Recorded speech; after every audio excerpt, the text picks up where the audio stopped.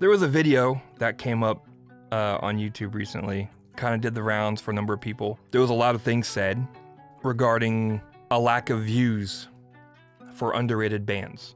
I'm not here to talk about that video, but there is something that he mentioned that hasn't been talked about, and I think it really needs to be addressed, and that's about the bands themselves. The music, the bands. Let's talk about why bands suck. Let's talk about why bands fail. Man, this is a long topic, so what I'm gonna do is I'm gonna just break this down into the categories with a brief, thing or two about each one, because every single one of these categories can be turned into an entire video on its own. Why does your band suck? First off, foremost, it's your music. The music part's a little big. We're gonna do that at the end, actually. Other than the music itself, here's some things that you guys can keep in mind. Your image. Your image means different things. Promo images, real life images, how you look as a band, not just literally pictures of your band. What is your band's theme and image? How do people picture your band? Your band's image can travel into other categories, such as videos. Your videos can mean music videos, vertical content, TikToks, Instagram, YouTube Shorts. This is where discovery comes from. If you are choosing to not use vertical content, you're just hurting yourself, which immediately transitions to the third topic. Your social media, not just image and videos. Social media is networking, commenting, sharing, following, but not just arbitrarily. You gotta communicate with people. You actually have to network with people, whether they're fans, industry professionals, or other bands and music. Are you tagging everyone right? Are you tagging your team? If you aren't doing any of this, shooting yourself in the foot. I'm trying to keep this short because all of these open up some very, very dark hallways. Your social media also ties into your marketing. Marketing is just a general umbrella term that means how you are taking your content, your music, your videos, your image, and how you are getting it out to the market. That doesn't mean you sit here and stare at your analytics all day and go, we need to do this thing. It's like, no, just know who your audience is and cater to that audience. Find out what it is they want. Where do they find new music? Your marketing strategy also applies to your release strategy. Now, what is a release strategy? A release strategy is the exact frequency that you release your songs from a collection, say an EP or an album, or if you're just doing singles, it's like when, where, how you release these songs. Just the frequency of your song drops can have a major effect. People are either releasing too fast or they're releasing too slow. I'm guilty of this myself. I started releasing too slow, then I started releasing too fast, and I have not found my groove yet for my own project. This is an ongoing problem, this is an ongoing struggle. Your image, your videos, it deserves its own topic, your social media, and your marketing. All of this, without any of this, your music is not enough. But your music sucks. Let's talk about your music. Not getting heard, not being seen, not getting enough exposure. Why? There's like this pyramid that we use in production. Unsuccessful songs can be from, say, a bad mix, but a bad mix comes from a bad production. A bad production comes from a bad performance. A bad performance comes from a bad song. You cannot take riff salad and call it a song. You know what a song is?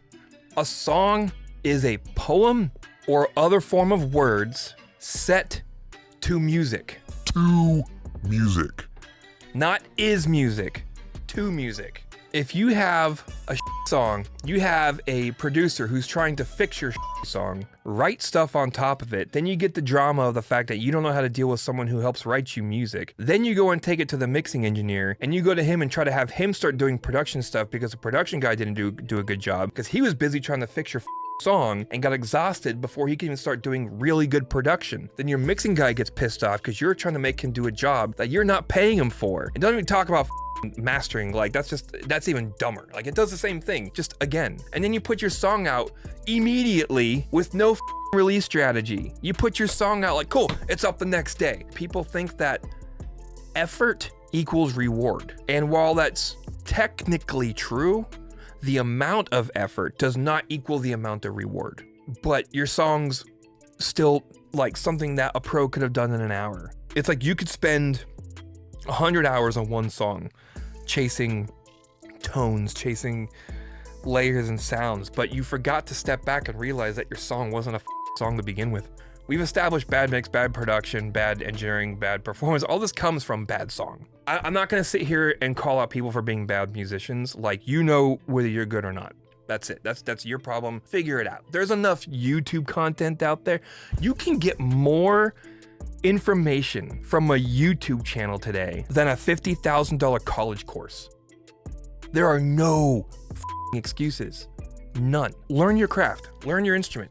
Now fast forward to this conversation. You need to know what you're doing before you even start worry about writing songs. Why are you a musician? Why are you a band? Why are you doing this? You got a band of, say, 3, 4, 5, let's 5 guys, right? Here's your typical underrated, unsigned amateur band. Chances are you got a guitar player and a singer or some other combination of 2 people that are the heavy lifters.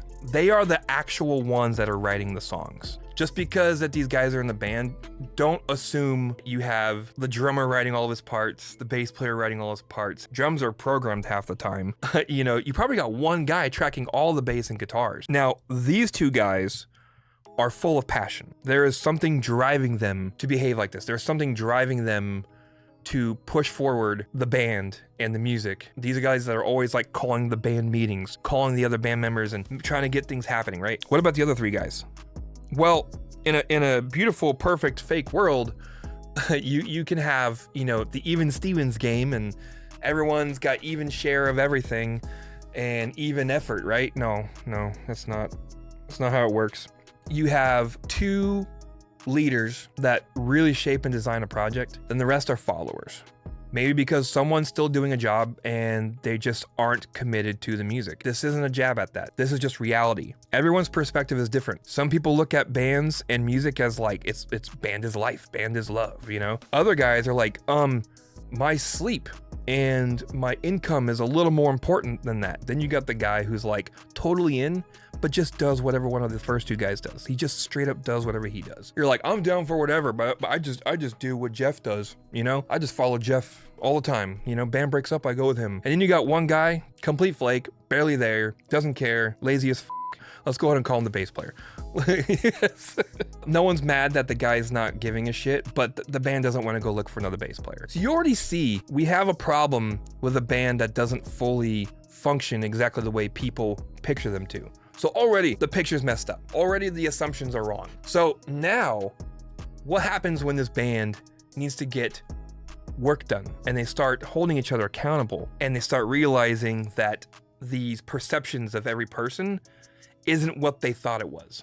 What about the guys in the band that also have music goals of their own? So you need to know why you're doing the music. You need to share with your mates why you're doing the music. That alone can probably save you a lot of headaches. Once you get that done, make sure your plan is uniform. Once you get that done, write good songs. If you don't know how to write good songs, hire help or learn. Those are your options. Those are your actual options. To try to summarize, bad mix, bad production, bad performance, back to bad song, and then from bad song, bad band, wrong guys in the band, wrong idea, wrong plans, wrong reasons. You know, hopefully something I said in this video triggers a thought that's just enough to make you go, maybe I got you to think of an issue that you didn't think about to begin with. If you feel like there's some interesting topics here, let me know which topics that I've covered today sound the most interesting to you to dive deeper into, and we'll probably start there. Yeah, there you have it.